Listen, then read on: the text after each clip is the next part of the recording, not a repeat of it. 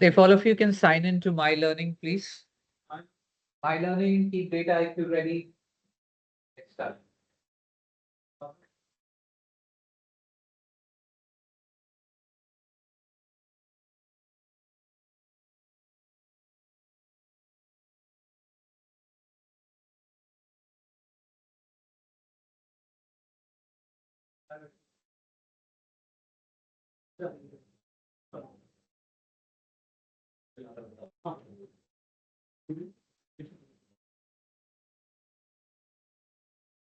So your step one should be to download a file called Titanic 4, not unknown Titanic. Unknown will come later.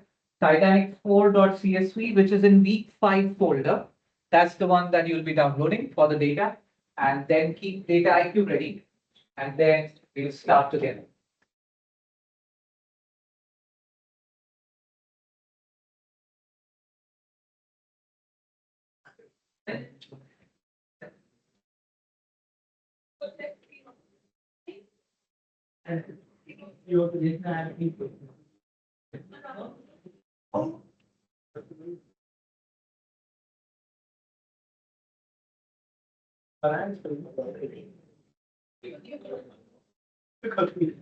For data IQ, always remember, scroll all the way down, check your folder. Inside your folder, click on new project and then give it a name Titanic and then start, because we'll be continuing the same next class also. So you need to make sure that you know the folder as well as the project name.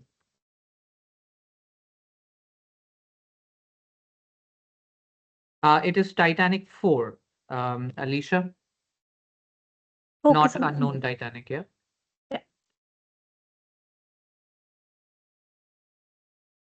So I'll give 2 minutes for everyone to do the following. Download Titanic4.csv from your week 5 data, and then keep your data IQ ready. Thank you.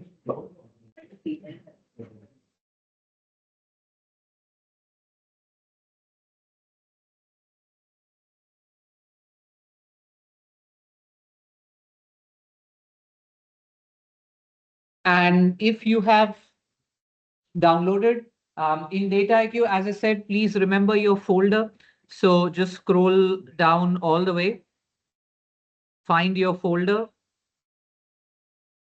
and inside the folder, make a new project called Titanic. And what you can also do is import your data set, which is Titanic 4. Keep it ready on your screen so that I know everyone is ready to start. So you know how to import now. This should be very basic. Coming. So that's Titanic 4.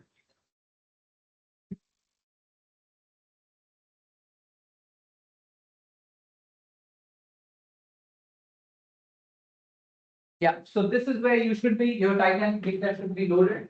Any questions? Which one?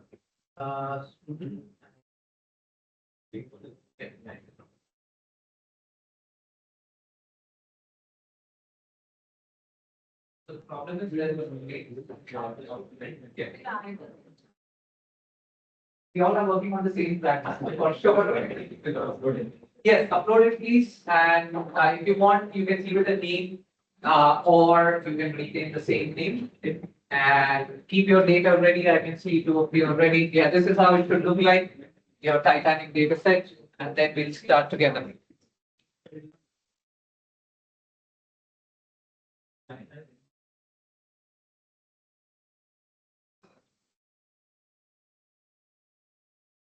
Please keep the data screen ready on your screen so I know.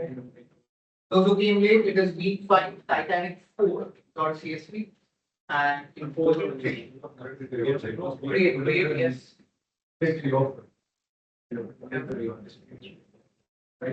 Great, yeah.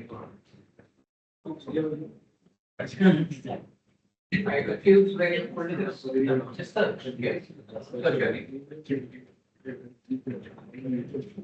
No, you're on Google. Yeah, this is your and these are the two links available. Couple links now paid a new project. So you name it Titanic itself.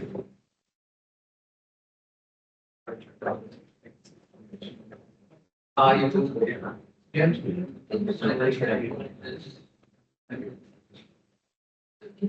There are no projects. Maybe something like right now, make it outside. Now,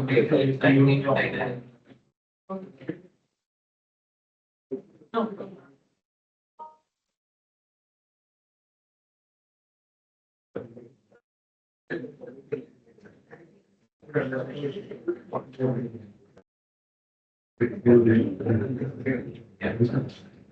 If the name is conflicting, just give another name, Titanic 56 or something for the project name to be unique. Yep.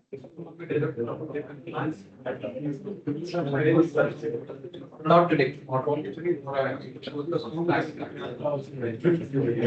Yeah, fine today. Yeah, fine. Tomorrow night. And we have changed the venue by the way. So it should be now. And we're sending it.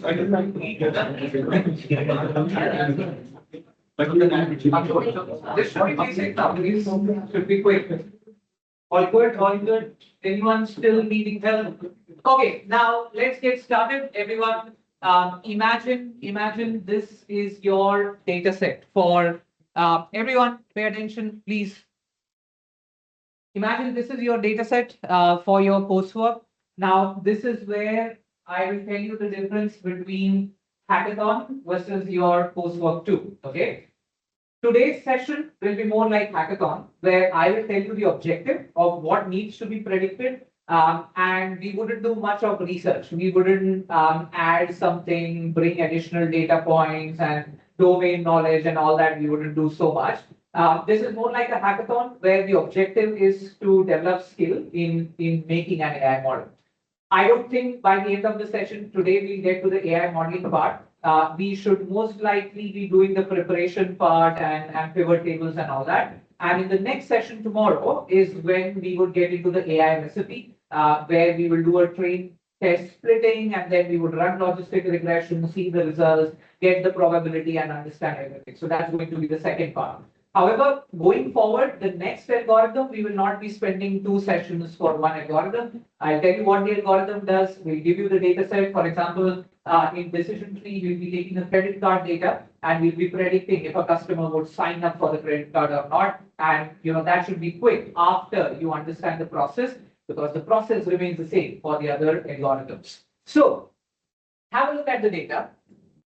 The first column, what do you think that first column is? And what is that? 0 or 1, whether the passenger survived or did not survive. Okay. Now, usually I begin by looking at each row. I would say, what is represented in each row? In row 1, row 2, row 3. What are these rows? The passengers. Passenger 1, passenger 2, passenger 3, passenger 4. For every passenger, I have some information. The first column says whether the passenger survived or not, 0 or 1. The second column says passenger ID. What do you think the third column is? The class in which the passenger was traveling. Now, everyone, pay attention here. I'm just correlating to a hackathon or your coursework. Let's say I don't understand what is P class. Okay. Now, in coursework, I would go and do a bit of research. What is P class in a ship? Let's say if I was doing this for research, I would think, okay, what was the design of the ship? Where was class 1? Where was class 2? Where was class 3? All that comes as part of your domain knowledge. I'm trying to understand a bit more better on what's happening in that class. That's where I'm increasing my domain knowledge. Then you have gender, age, I think pretty much all self-explanatory. The ones which are not self-explanatory is something called SIB-SP. Now, let me tell you what this column is. It is the number of siblings and spouse that are traveling with this passenger. Okay, the total number. So let's say there are 2 siblings, 1 spouse. So total 3 would come in that column. So SIB-SP is number of siblings and spouse that the passenger is traveling with. The next column to that is PARCH, which is number of parents and children that the passenger is traveling with. Okay. So whatever number you see here, if you see 2, that means total number of parents plus children equal to 2.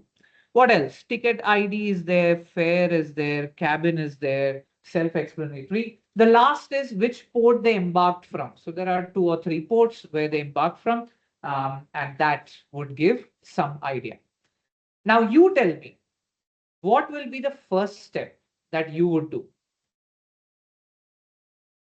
Come again, what was your point? Cleaning will come a bit later. What else?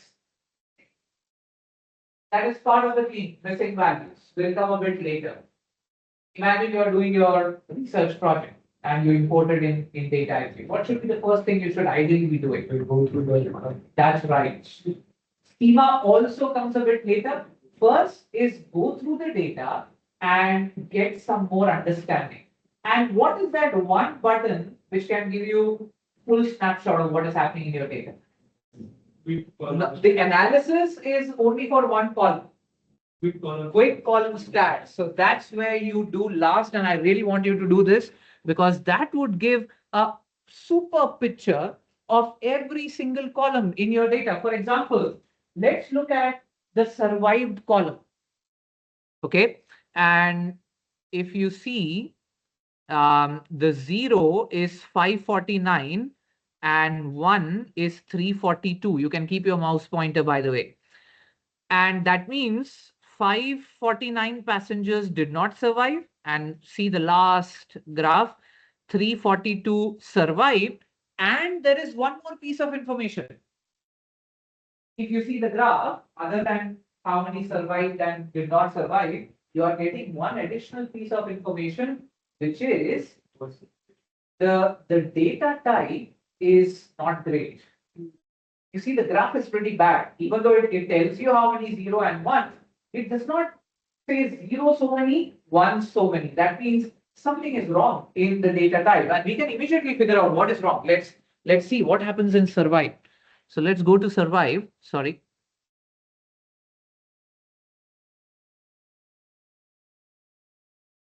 So tell me, what is survive initially stored as and interpreted as, and what's the problem?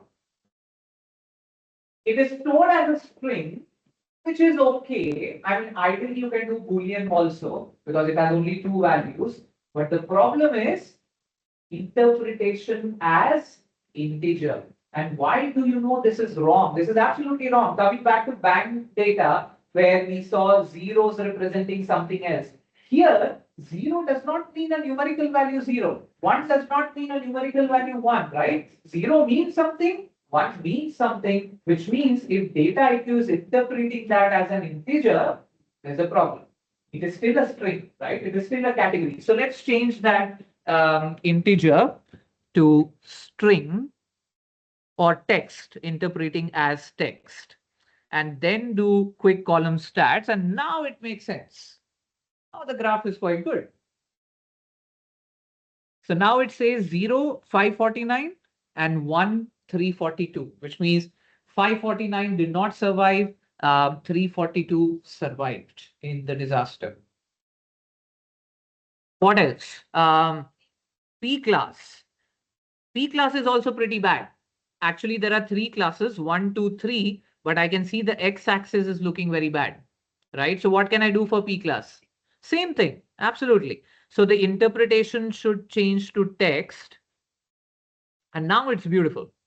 There you see, 1, 2, 3. So again, see how much quickly am I gaining knowledge about data, right? I didn't do anything. I just look at P class and I can see majority of the passengers are in which class? Are they in class 3, 2, or 1? 3. And see, without even knowing what is class 3, what is class 2, what is class 1, you can immediately infer that 3 should be economy and 1 should be the best class. So 3, 2, and 1, I get the absolute numbers, 491 in 3, 216 and 184 in 1. Does gender look okay? Yeah, it is perfect, male and female. So more males or more females on board? More males. See, I get age distribution. I can see which looks okay, pretty much normal distribution. Um, SIB SP. Do you think SIB SP the graph is problematic? Now this is where we need to be careful. Now imagine, although the graph can be made better with the x-axis representing closer values, but actually there is no problem in SIB-SP. Let's go and check. What is SIB-SP? It is stored as string, interpreted as integer. The only thing you can do is say it should not be stored as string. Interpretation is right because these are not categories. These are actual numbers. Number of siblings plus number of spouse, right? So it's a numerical number. It can be 3, it can be 5, it can be 7. It could be anything. So that numeric is numeric. It does not mean category 1, category 2. So I will leave it as it is. If you want, you can make the graph better, but I should be okay with that. What else? Embarked look okay. 3 categories. Yeah, so some quick checks on the column and I get to understand data a bit better. Number of parents and children.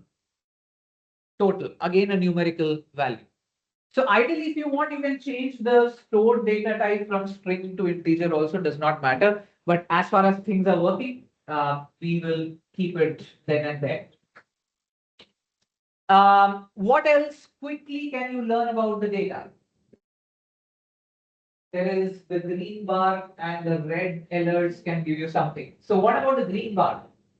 What are the problematic columns that we have? Age. You see, there is a significant amount of age which is missing. So I need to take care of it. What else is a problem? Cabin, yes. Law cabin, in fact, majority is missing. So it would be disaster if I take cabin for any of the analysis because only minority data is available and majority is missing. See how quickly I'm getting all this information, right? Because of the visuals. Embarked also slightly, I think there's some gray at the end. Yeah, and we can see that in the column analysis, how many are missing. So embark sum is missing, age is missing, cabin definitely a very bad variable. You see some reds here. That's because the interpretation is integer. This is basically ticket ID. So should the interpretation be an integer? No, I mean, these numbers don't make sense. These are IDs. So in case you want to get rid of that red, you can make the interpretation as text and that red is gone at least. So few changes I have done. I'm getting ready for my analysis. Any questions so far on missing values? I had some interpretation, some understanding of data. Is everyone okay with me? Correct. So now if either now there could be two things. Great question, everyone. Forgot your name, sir. Akash. Akash, yes. So Akash is asking there is decimal in age. Now it could be an error, or it could be that the months were sort of represented as decimal value. So we don't know. We'll assume okay, dot will not make too much of a difference. So let's keep it decimal. But if you come to know it is error, then you should remove the decimal point and you should consider only the main page. So we don't know how the original data was being fed. So we give that as a benefit of doubt. Okay, good observation though. Now, everyone, pay attention. Imagine this is your hackathon versus this is your coursework. If this is your coursework too, you don't have an objective yet. You don't know what you're doing with AI, right? Which means you come up with your own objective. You come up with your own prediction. What do you want to predict? If it was a hackathon, it is given. And let me tell you, this is a hackathon style. So I'll tell you what the objective is. The objective is to build an AI prediction model that could predict the survival of a passenger. Okay. How does it look like in the long term? Once your AI modeling is done, I will give you a new passenger that never existed in this data. I will tell you the age of the passenger. I'll tell you the gender of the passenger. I'll tell you the class of the passenger. I'll tell you SID-SP. I'll tell you PARCH, etc., etc. I'll give you all the information about the passenger except for one thing. What is that one thing? Whether they survived or not. And what you need to do, you need to say, okay, thank you. I have this information. Let me put it in my, let me put the gender, let me put the age, let me put the class, let me put say the speak part. My algorithm will predict whether the passenger would have survived or not. Or in future, if there is a disaster like this, will the passenger survive? Yes or no? Question. When you run algorithm to predict whether a passenger will survive or not, will the algorithm directly give you the answer yes or no? Or will it give you something else? Yes, sir. Think again. It will give you the probability. That is very important. In data IQ, you will get a prediction, yes or no. But what data IQ does is it looks at the probability. Any probability greater than 0.5, it will assign it as survive. Anything less than 0.5, it will assign it as not survive. But you as an analyst need to know. Algorithm didn't tell you yes or no. Algorithm gave you a probability and it's up to you whether you want that benchmark to be 0.5, 0.55, 0.45, 0.6, depending on the use case, you have the right to change that benchmark. By default, the tool will take 0.5. Anything above 0.5 is this, anything below 0.5 is that. But it's up to you. As a decision maker, you must see the probabilities and then think of whether the prediction is survive or not survive. So far, so good. Now, let's start with the AI analytics lifecycle. My objective is clear. I've done some domain knowledge. Now is the time for the trial. Variable. What was the trial? Hypothesis, data. Now, in this case, because this is hackathon style, I'm not looking at any external data or anything else, but in your project, you can find more data points. If you can add more columns, you can generate more columns, you can all do that. But here, let me go column by column, and you will help me prepare the variable, hypothesis, and data availability is common, so only variable and hypothesis. Let's get started. We'll go column by column, and I want everyone to participate. Who do we start? Someone that if not. Last. Your name? Adarsh. Adarsh, one question and tell me a yes or no. I'm looking at passenger ID as one of the columns. Do you think it is worth considering passenger ID as one of the variables that can affect survival? I think passenger ID can affect the chances of a passenger surviving or not logically. Now, this is where domain knowledge is happening. What do you think? No, 100%. I mean, your roll number will not affect whether you would pass or fail an examination, right? Roll number ID is an ID, it could be anything. So 100% that ID column today is irrelevant for my exercise. And this is how you save time. And observe carefully because these are the steps for the hackathon as well as for your coursework. The moment I see ID, I would say for my use case, I'm never going to take ID. Okay. Now, how does it save time? Now, whether the data type is correct or wrong or interpretation, I don't care. Whatever it is, I'll just leave it. So I'm not going to consider ID as one of the variables that would affect the survival rate. So it's out of my variable.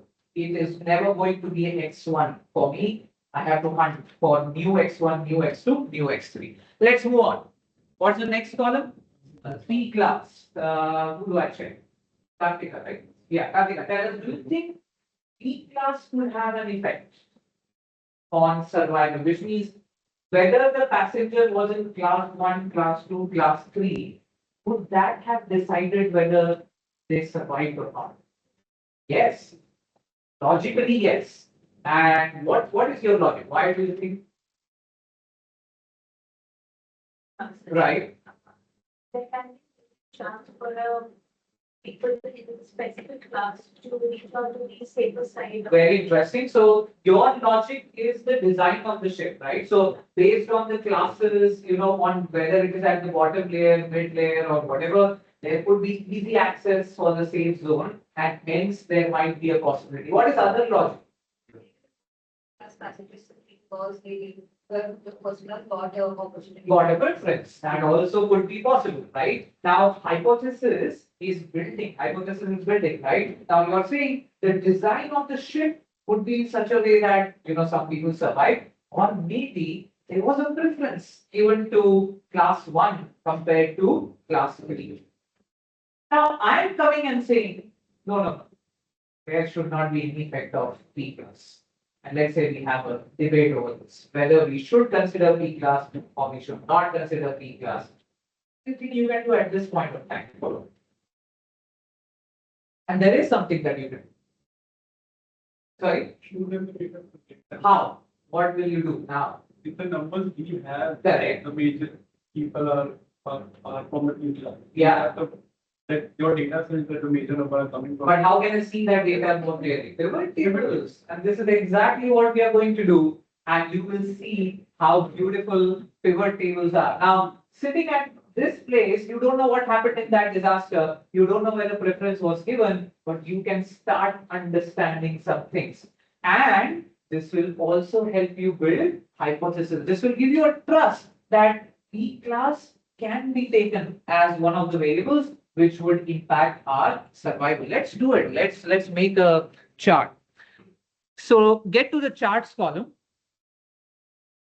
And let's do it together. This one, next one, you can do it yourself.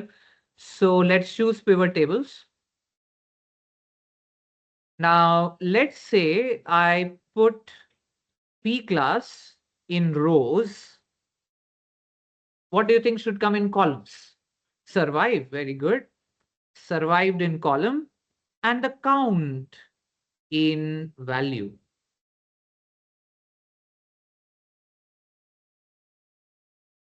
This is giving you something. Once again, P class in rows, survived in columns, and count of records in value. How do I read this is very important. How many total passengers were there in class 1? 216. And how many of them survived? 136, which is a good number of survival that you're looking at. As compared to class 3. How many total in class 3? 491, and only 119 survived that. So, which means if I don't take P class, it will be a crime. It is one of the important indicators. And hypothesis is saying that if you are in class 1, you have higher chances of survival compared to class 3. This is what my initial hunch, this is what my data is showing, and this is what logic could also show. So all things are pointing towards the fact that I have something interesting here. Okay, coming back to explore. Let's move. What about name of the passenger? So two questions here. Do you think technically we can take name as one of the independent variables? No, it's a string you cannot take. And logically, should we take name?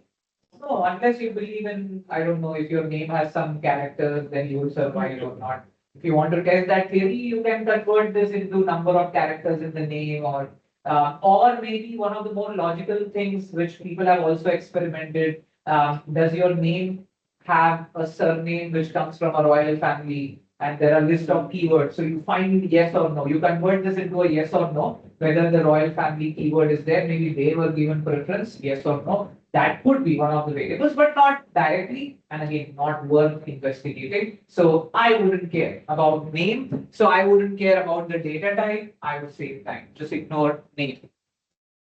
Coming to the next one. Gender. What do you think? Should be very, very logical. And this could be preferential. This could be by the rules of the rescue. And by the way, this is real data. These were actual passengers on board, and this is considered one of the most legendary data set because you didn't know anything about the disaster, but as and when you investigate, you start getting to know a lot of things. So let's go to charts again, and instead of P class, so delete P class, put gender in rows. You can use the delete button, or you can make a new chart if you want to. Do you see any interesting things? Yes. Definitely. Out of 314 males, no, out of 314 females, 233 survived. And out of 577 males, only 109 survive. So in fact, we don't need too much of a modeling here. If you're a male, then your chances of survival already have gone down. And you can imagine what would the coefficient of that gender would look like. And we'll see once we run the model, we'll see whether it is positive, negative, how do we read that, whether you're a male, whether the chances of survival will go higher or lower, all that will come in the result. But as of now, I definitely have a case to take gender as one of the important variables. And what I'm going to do now is not spend too much of time, but in a realistic hackathon or your coursework too, you'll keep on going. You'll say, should I consider age? Should I consider this? So right now, without getting into too much pivot tables, just in general, do you think age would be a factor? Worth considering? Yes, definitely worth considering. What about SIP, SP, and PASH?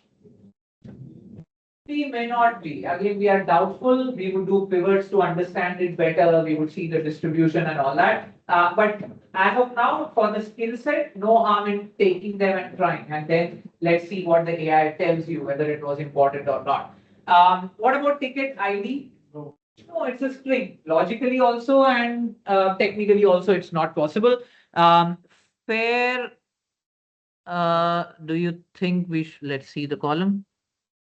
Fair. Now, this is a very interesting variable. Yes or no? Yes. Logically, yes. But I would say technically also yes, it's a numeric value. You can take. But there's one problem to the class, and that's where you start your analyst mindset. And you would say if there are two columns that are essentially representing the same kind of data, and there is a big problem, by the way, when you take both of them together. When you take both of them together, you don't know how the correlation will affect the other variables. So your entire modeling can go here and there. When you know already that there are two variables which are almost representing same thing, it's a crime to take both of them. So either you say, okay, let's drop class and take fair. If you believe fair is a better version of this, but then there is a problem. Like let's say someone could be traveling in class one and could not have given a high fare, maybe some discount or whatever. So when you know the class, why should you take fair? I would not gamble with it because they are highly correlated, already represented. So that's taken care of. What else? So cabin 100% no. First of all, missing values are majority. Secondly, it's a text variable. I cannot take it. Also, the cabin structure would be partially represented in class, so I do not want to take. What about embarked? No, I mean, where they embark from does not matter. But what we can do is we can take it in the model to see how it rejects embark, right? We know embark will not be, but just to see our logic, does the AI model actually do it? We can take it as one of the independent variables and see what value does it give to embark as one of the independent variables. That's the process. And imagine in this process, I haven't created any additional columns. I haven't added any additional data from the existing columns. I understood what can be helpful, what cannot be helpful. That should be sufficient for hackathon. For your coursework too, you would think of more. Even for hackathon, let's say age as a column. Now, one thing that you can think of, which we will experiment in Titanic data, is instead of taking age as a actual number, can I create categories of age? Yes. Can I say less than 10 as group 1, 10 to 30 as group 2, senior citizens as group 4? So I can use a if condition. You remember the formula, the transformation, right? And I can create 4 groups and take that newer column instead of age as one of the independent variables. That's how you make it better. That's how you make it more representative. And this is all analyst freedom, right? And that's what I'm saying. The tool is there, the model is there, the algorithm is there. Everything before and everything after is your choice. Data IQ will never say, don't do this, don't take that, don't take this. Yes, for text it will say, I cannot take it, but otherwise it will say, take everything and do. That's not how you should do. That's where the analyst mind is coming in, making a proper structure and then getting towards preparing the data. So far, so good. Shall we treat our data now? Cleaning part. How do we clean? Which recipe? Forgot which recipe for treating missing values, formulas? Prepare recipe. Let's go back to flow and make sure your flow looks like this.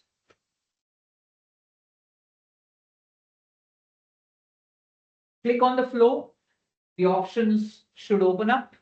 And let's click on prepare recipe. Time to clean my data. You can name it Titanic prepared or whatever. Create recipe and get inside this. And now I'll tell you step by step what you need to do. I'll not tell you how to do.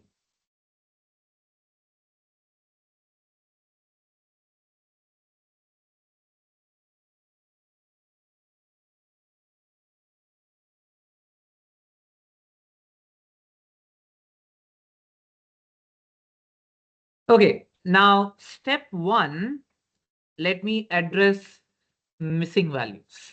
Okay. Now tell me this. Should I be treating cabin? Because that's the majority missing values. Why?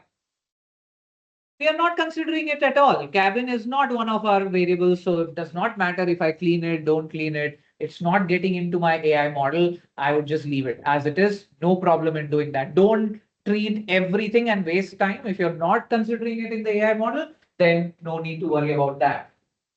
Embarked, we are going to, and I need your views on this. Although we know embark will not be a good variable in predicting survival, but just for the sake of modeling, we are experimenting. Now, here is your chance. I need you to tell me what sort of cleaning can logically apply to embark as a column.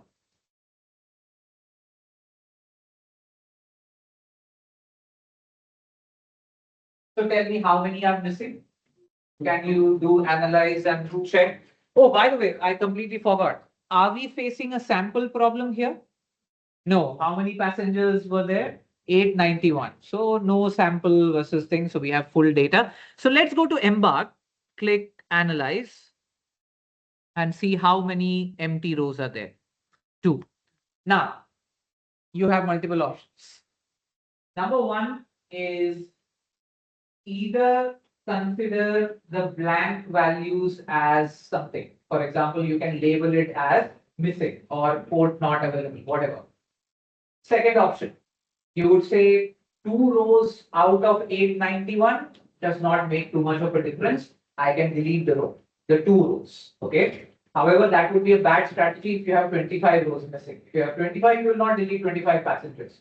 But with 2 rows, you can take the risk. That is a possible option. Or you can just put actually missing value, or you can say missing is the value for embark.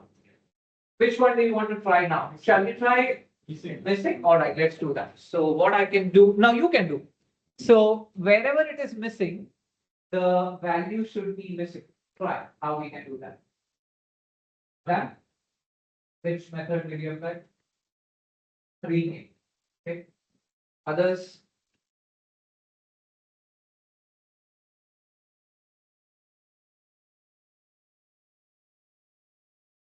So you can do it right here in the analysis stage, or you can do it with find and replace. You can replace the missing values with a certain value. So best is to do it here. I can say missing. That's it. So I've labeled the blank as missing. This is one of the methods. The other method is when you click here in more actions,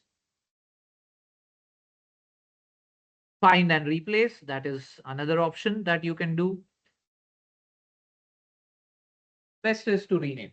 Rename your 2 values as missing values. So you didn't delete the passengers, but if you delete also, it's not a major crime. It's only 2 rows out of 891. So not an issue. You can give any label. You can call it missing, no value, whatever. Does not matter.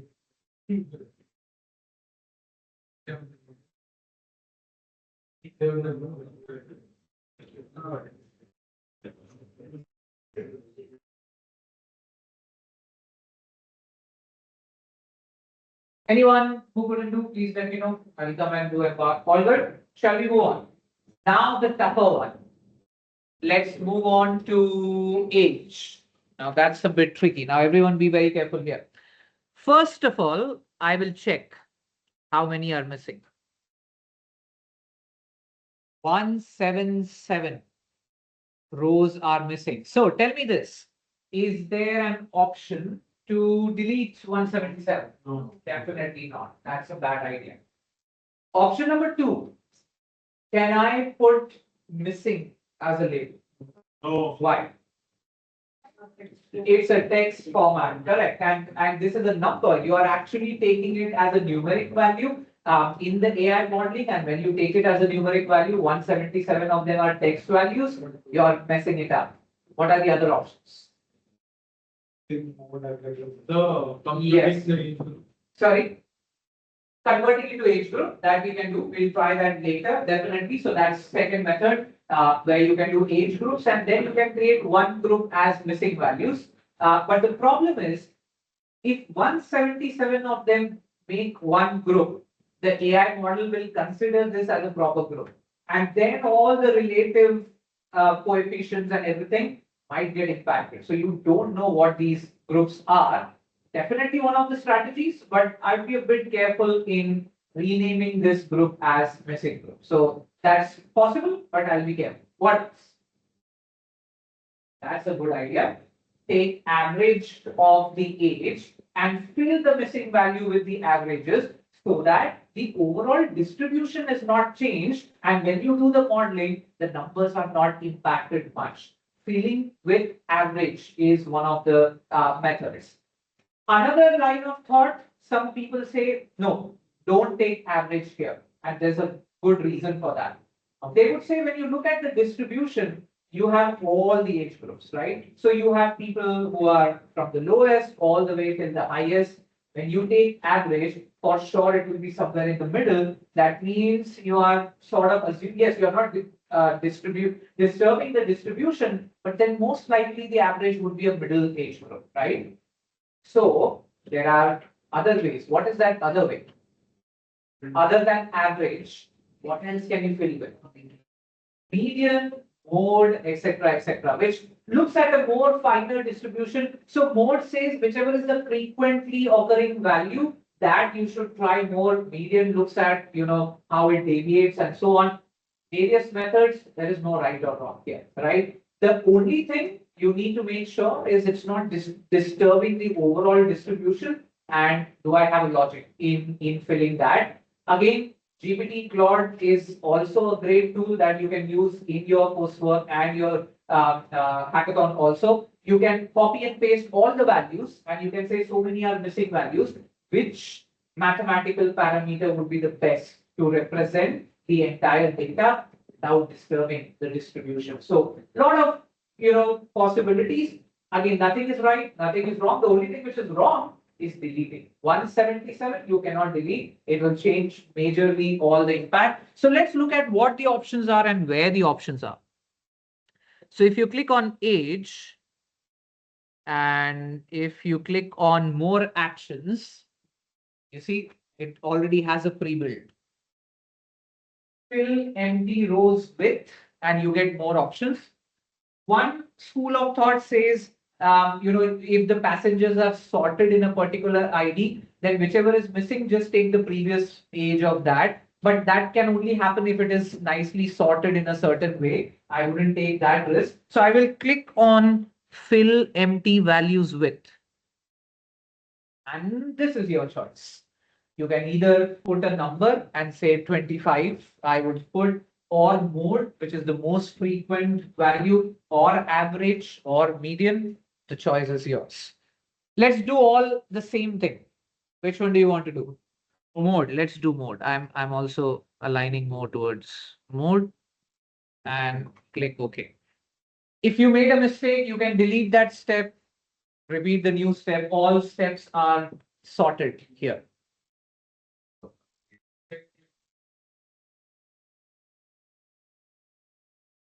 Correct. Which passages where that's the kind of analysis. 100%. So if let's say if this was your coursework too, or even if you have time in hackathon, that kind of analysis will be beautiful. And this is what we want to see. As an analyst, have you arrived at the right decision? And I would do that. I would take the missing values, compare it to the non-missing values, see the distribution of survival, not survival, survival, not survival in the missing versus not missing, and then take a decision on what it. Great idea. As of now, we are just keeping it minimum so that we can see how to run the model. But in a realistic project, that would be phenomenal. Good idea. Anything else that is remaining?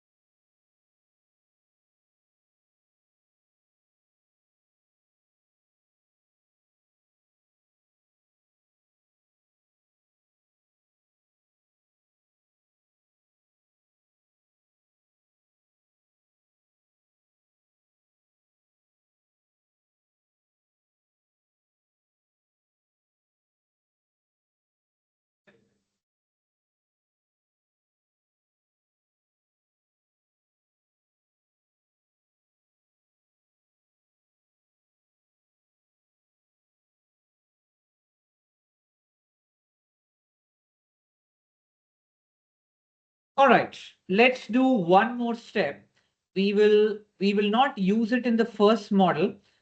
In the first model that we run, we will use age as a number, but in the second model, we'll try it with the categories. But what I want you to do now, and let's see if you are comfortable with the formulas. I want you to create three age groups. Group one, group two, group three. Anyone less than 10 goes in group one. Anyone from 10 to 60 goes in group 2, and anyone greater than 60 goes in group 3.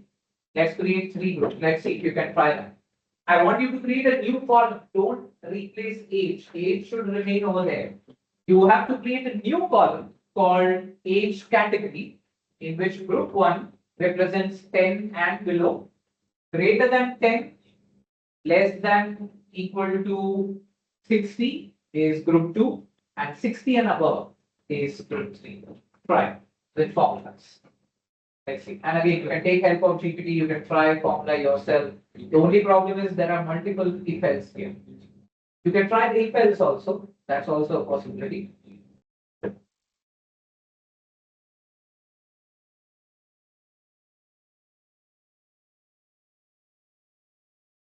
The new column is called age category.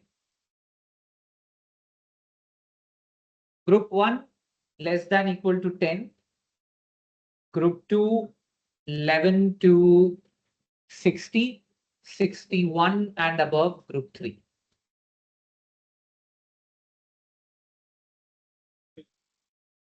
Less than, I can write it down 1 minute.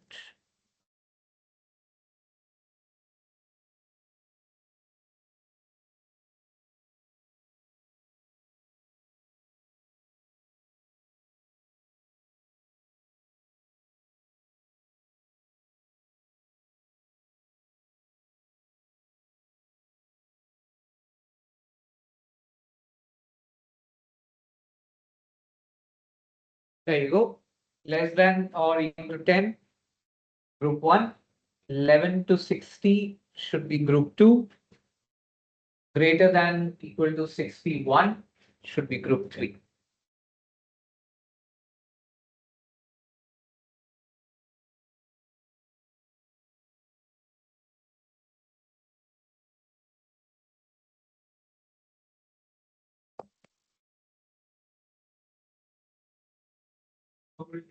Yeah, just 1 minute.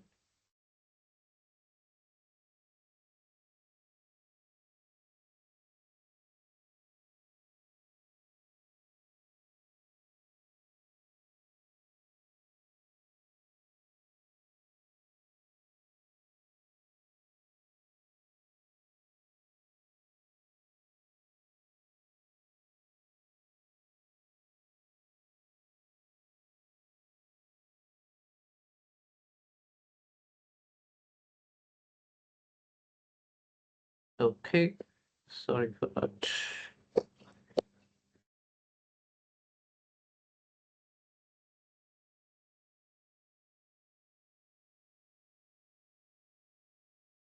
There you go. Less than equal to 10 G1. Anyone who successfully done? Nice. Using if then or formula.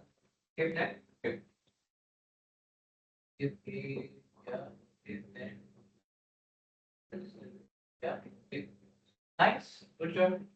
I think if then else will make it more structured for you, but if you want, you can ask GPT to create a if else formula also and then give you directly whatever works. If you type it yourself, it might be a bit complicated. You need to be very clear on what comes in if, what comes in else, and so on.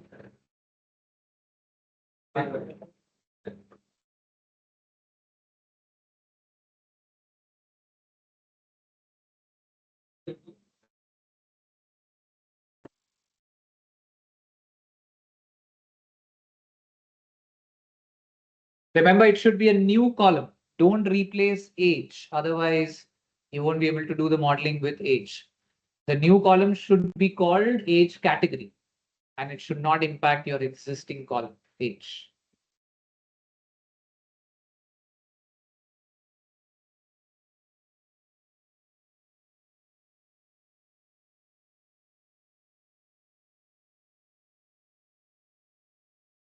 And what I'll do is, since it's not needed in modeling one, I will not give you the answer right now. If you're not able to do, that's fine. You can just delete that step, but you can try it later. And next class, we will do it together when we actually run it. If you're able to do, good job. Done with if then else. Anyone trying with the actual formula? If writing if, or everyone is trying the if then else, etc. Okay.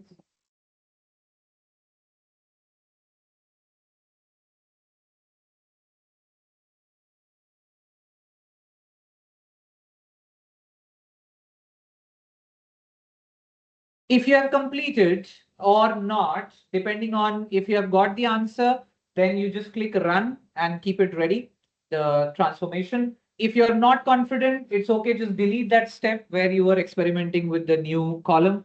Just leave it. It's not required as of now. And click run and make sure that your flow looks correct. Don't stress too much. You can try later that. Give them else. That. Done. Or you're doing it later. If you're not using yeah, that's okay. Just leave it. Just click on run. Go to the greater than yeah, so you can delete. If you're not able to do, you should also know how to delete. Just delete the step, the third step, and then click run. So that whatever you have done, the changes apply. And let's get back to flow.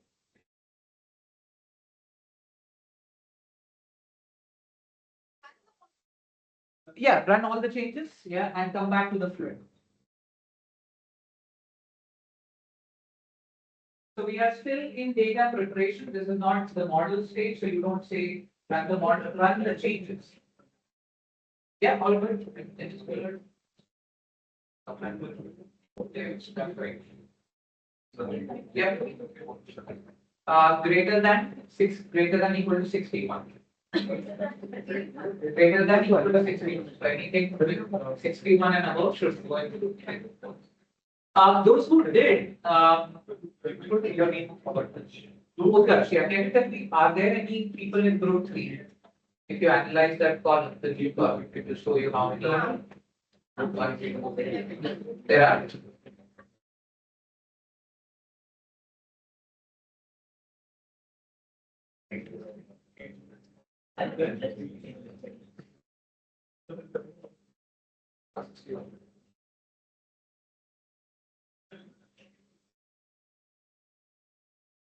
Yeah.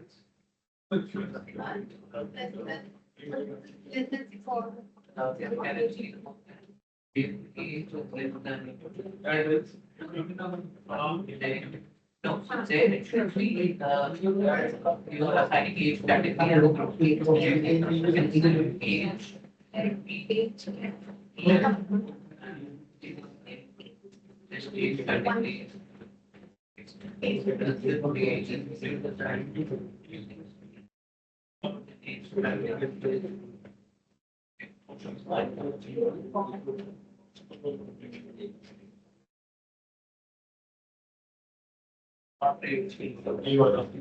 I'll check that later. As of now, you can just delete. Yeah. Yeah. Correct. Oh, that. Oh, nice. Okay, perfect. That's how we probably can run it. You can run and also just go. Guys, don't stress about it. We'll be revisiting this later. If you find it confusing, just delete. Only thing you will be missing is that initial column.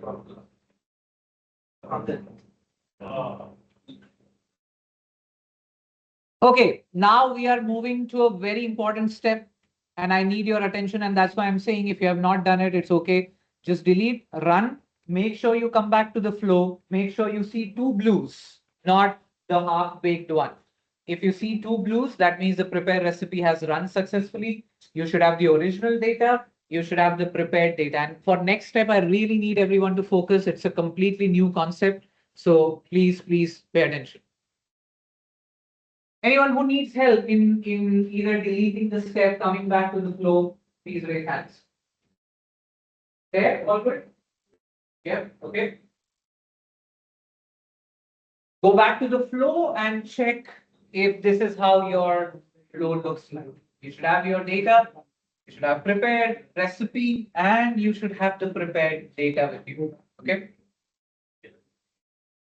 All good? Yes. Yeah. All right. Now, everyone, pay attention. This is very, very important. We are still not ready to run the AI model. And there is one very, very important step. Conceptually, you need to understand that step. But before that, let me show you. When you click on Titanic box, now you get some options. These are related to Titanic dataset. When you click on Titanic prepared, you get there, both of you will get confused. Please have a look here, then I can help you. When you click on Titanic prepared, you again get a set of options, but these options will apply to Titanic prepared. So be careful in the next recipe that you do, you should have a clear understanding. Are you applying the recipe on the original data or are you applying it on the prepared data? And both these options are different.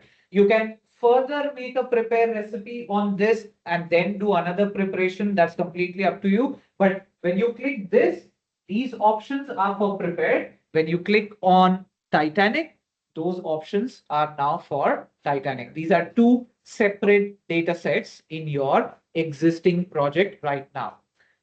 Now, the concept that we are about to introduce. Ideally, we are good in running the logistic regression model. Data has been prepared, we have understood the columns, we have understood domain knowledge, missing values have been treated. Ideally, it looks all good. And at this point of time, I can run logistic regression. But there is a small problem. The problem is when I run logistic regression, it will give me the results. Everything is good.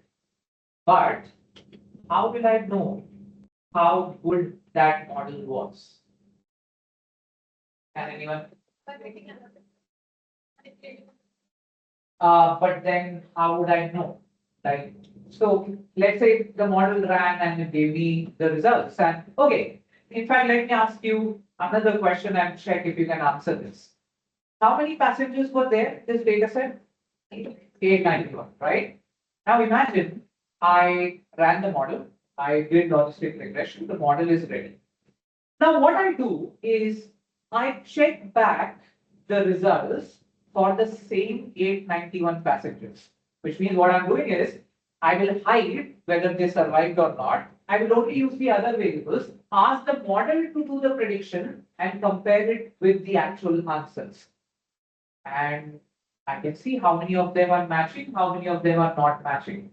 Do you think it's a good strategy to figure out how good that model was? I repeat, please listen very, very carefully. I have the model, I have the algorithm, which can take anything and it will give me a prediction. And I come up with the strategy that why don't test it on the same 891 passengers and see for how many passengers the algorithm says survived or not survived and match it with the actual survived or not survived. Good strategy to understand how good the model was. Everyone agrees? Big problem. And that's what you need to understand about AI. The biggest problem with AI is if you test it back on 891 passengers, the accuracy will be 100%. That's what AI is supposed to do. It is supposed to read your data. It is supposed to make model based on that data so that whatever model it has done, it is first applicable on the same data. So essentially what you're doing, you trained the machine. Now we are talking machine learning. You trained the machine with 891 passengers and you tested it back on the same 891 passengers. Accuracy will always be 100%. Whatever you do. Because it got trained on that model and on the same data, if you test it again, for sure, you will always get 100% accurate model. And that is not a benchmark on how good the model was because model will always be 100% accurate. Right? Now you're stuck and you're saying if everything will be 100%, it will test. What do you think can be another strategy? There's something similar to our Yes, that's a good, very good way of thinking. In fact, for logistic regression, it's not a direct R square. There is a parameter called Macfarlane R square, which sort of mimics the R square and tells you how robust the model is. You remember what was R square? R square was never about the accuracy. It tells you how confident you are about the model, which we can have some mathematical parameters. Great guess. Which can show you how confident you are about the model, but I'm talking about testing. I'm talking about accuracy, testing in real time, whether this is something good or bad. So we'll come to that. There are some mathematical parameters, I agree, but that gives you confidence about using that model. But we are talking accuracy. Is there another strategy now? Think you can answer. Very, very easy question. Just fill out the details. How do you fill out the data?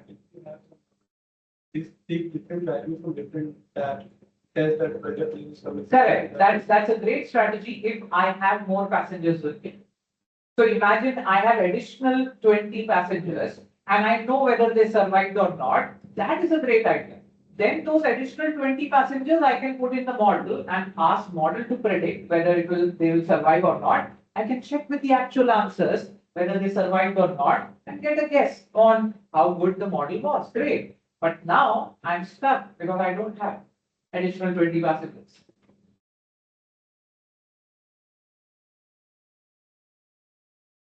Correct. Great strategy. This is what is known as splitting your data into training and testing. Now, I'll be careful with 500. So she said, you have 891 passengers, so why not train for 500, reserve the remaining 300 something for testing, and then you can test. But I wouldn't use that number, 500 and 391. Why? I would be a bit careful in that kind of splitting. I would split it, but not with 500 for algorithm and 391 for testing. Why? For testing, we can Number one, so that's a great answer. So Utkarsh says for testing, you don't need that many number. I would actually put the opposite. For training, you actually need big number. So imagine out of 891, if you are only giving 500, that means the machine is only learning from 500. And the equation will only be representative of 500 passengers. And it's a big number that you haven't provided the machine to learn from. So the thumb rule is always give majority of your data for training so that it learns the maximum patterns. Keep minority of data for testing. Usually they say 80-20. At least 80% of your data should go for machine learning. 20% of the data you can reserve for testing. So, and that's a great way of finding how good the model is because that 20% was never used for model building. That's purely for testing, which means I can ask the algorithm, look into that 20%, give your predictions. I will compare it with the actual answer and see how many of those passengers match, how many of those passengers did not match, and that gives me a better sense of accuracy. Again, 80-20 is a thumb rule. You need not strictly follow 80-20. So, for example, how many passengers are there in the data set? 891. I can roughly say 800 for training and reserve 91 for testing. And this is called the training and testing strategy. Once you have the train data, once you have the test data, on which data will you apply logistic regression? Train data. That's where the majority is. Those 800 passengers, you will take train data, apply AI, you will take test data and test the model. And that's when you will come to know how good a model you have built. Ready to do the split? We'll do only till that part. We'll split it into test and train. We'll go to train, see the train data. We'll go to test, see the test data, and then get ready for applying logistic regression in the next session. Okay? One more question. How do we split? No, I mean not technically. The method. There are various ways of splitting. How do I get 800 out of 891? What are the different ways? Perfect. So Uttar says you can take it in order. First 800 passengers goes into train, remaining 91 goes into test, method one. Not the usually considered method because your data might be sorted in some way. And if it is sorted, it could introduce some bias. Maybe all the non-survived were coming first and you took, majority of that. So you're not giving enough representation. So one way is sequential. Another way is random. You would say randomly take 80% so that I'm not creating any bias. The remaining 20% would go in test. That is method number two. Method number three, what analysts usually prefer. They want to keep the same distribution. Gender becomes a bigger factor, right? Age becomes a bigger factor. So they would want to split the data in such a way that the train distribution of gender, age, etc. almost resembles your full data. Why I'm saying that? Companies have made mistakes. I don't know if you heard about the IBM story, where they use bots to screen the seats automatically. So automatic first level of shortlisting was done by bots, was done by AI. The problem is when they made the train data, majority of the CVs were males, and the machine learned only those attributes. And when it actually came into production, it was only shortlisting males because your training data had that bias. So ideally, you should make sure that training data is fully representative of the entire population, and then you apply the model. We can try different methods. We can try one algorithm will try sequential, one will try random, one will try stratified. We can try different methods so that you get the entire flavor. Shall we do this? Yeah. Okay. So now click on prepared, not on the original one. You're not splitting the original one. You're going to split prepared data into train and test. And now you can tell me which recipe should I go for? Check the recipes on the right side. Which one do you think? Split. Yes, that's, you see, it even shows. So let's click on split. And you should land up on this page. All good, everyone with me? Now have a look. Please focus here. It says check if it says Titanic prepared. That's your source data. It says that's your input. What do you want your output splits to look like? So what I will do is click on add. I will say one data set should be called Titanic train. I'll create it. And another data set should be called Titanic test. And I'll create it. So you can see visually, this is the original data set. It should be split into two, train as well as test. Train will have majority of my data, test will have minority, and then I would use train for AI modeling later. Remember, right now we didn't specify the method of splitting. Right now I've just given names. Train and test are the two output, and click on create recipe.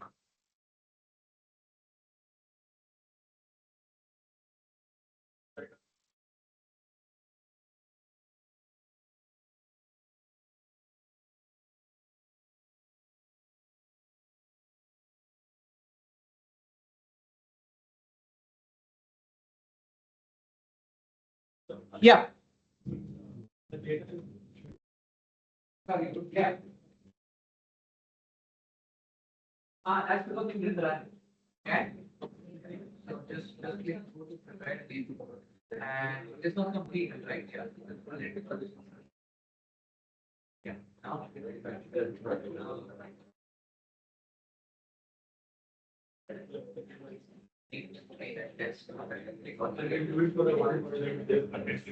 Not for this. Yeah, I clicked on, you can see, so it's taking prepare, and then you're ready. Anyone else? Okay, now as you can see, everyone, last part, as you can see, there are various ways of splitting. You have random data in filters. You can have those distribution. You can say what percentage of gender, what percentage of age. You can try that. Dispatch percentile. So you can say 80 percentile here, 20 percentile there, or you can do sequential. So for example, you can take the ID column and say first 800 will go in train and remaining so on. Let's try random. So let's click on randomly dispatch data and see how visual this is. I mean, the tool is just mind blowing. So it says I'll do a full random. Again, you can have different types of random, and it says what ratio do you want of the randomness? What ratio do we want? 80-20. So ideally, you can just make it here, or you can put the number 80 here. Oops.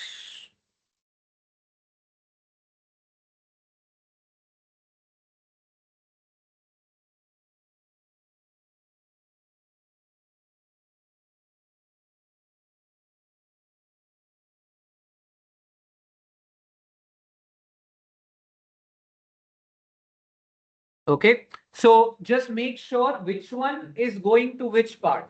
Check the majority is 80 percentage, it's going in train. Minority is 20, it's going in test, and everything looks sorted. Visually, you can see which is majority, which is minority. If your train and test is interchange, you can change that. Just make sure majority goes in train, minority goes in test, and that's it. You have split your data. And when you click on run, it will take your data, it will split it into two parts. So, why are we going for insurance? We can go for 90. You can go for 90-10 also. 10 percentage also leaves significant, and that's your choice. As far as you're giving 80% minimum, then it should be significant. The result should be good. But up to you. You can make it 90-10. I wouldn't recommend 95-5 because then there's too less for testing. 90-10 is okay. 85-15 is also okay. So, Yeah. it will only, I know, 80%. Yeah, so it would, and that's what we are reserving for. So we are saying majority of the data, it is already learning. That should be good enough. If it was only 50 that it is learning, then there is a problem that I leave out half of the data.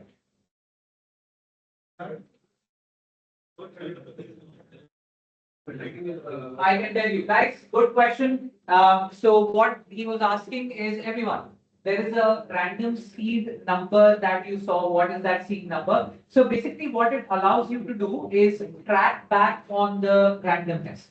So let's say you run again random and then you say, okay, what was the first random that I ran? With that seed, you can reach back to that, but we don't use it. So don't worry about the seed number.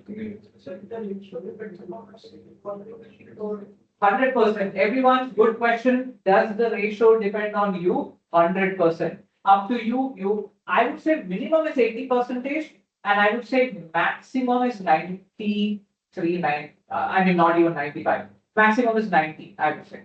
If you make more than 90, then you are reserving too little for the test data. If you're making less than 80, then you have too little for the train data. So 80 to 90 is your playground. You can take a call. You can make 85, 15, 90, 10. But yeah, nothing less than 90. I mean, nothing less than 80, nothing more than 90. 80 to 90, you can definitely. Yes? So, taking long distance, after you want to notification or in our data for the In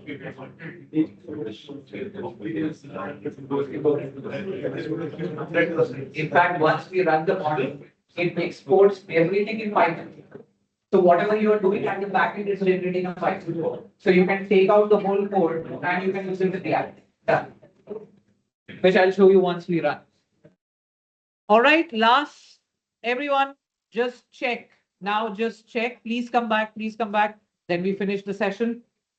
First of all, excuse me. Come back flow. Just click on flow. Every time come back on flow. You need a bit more practice. Once you come back on the flow, make sure that these are blue boxes. Train is separate, test is separate. Can you tell me how many rows were there in train? Click, go inside train, check how many rows are there. Let's check. 713, that's right. And how many rows in your test data?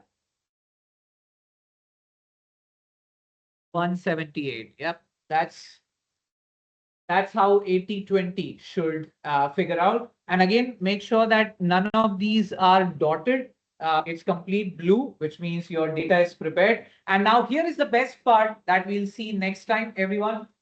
Now, the moment you change something here, everyone, please pay attention. You need to understand data IQ because all the algorithms will be affected that way. So if you decided, oh, I forgot to do one step in the prepare recipe, you can actually double click on prepare recipe, make the change, and then ask data IQ to apply the change in the entire flow.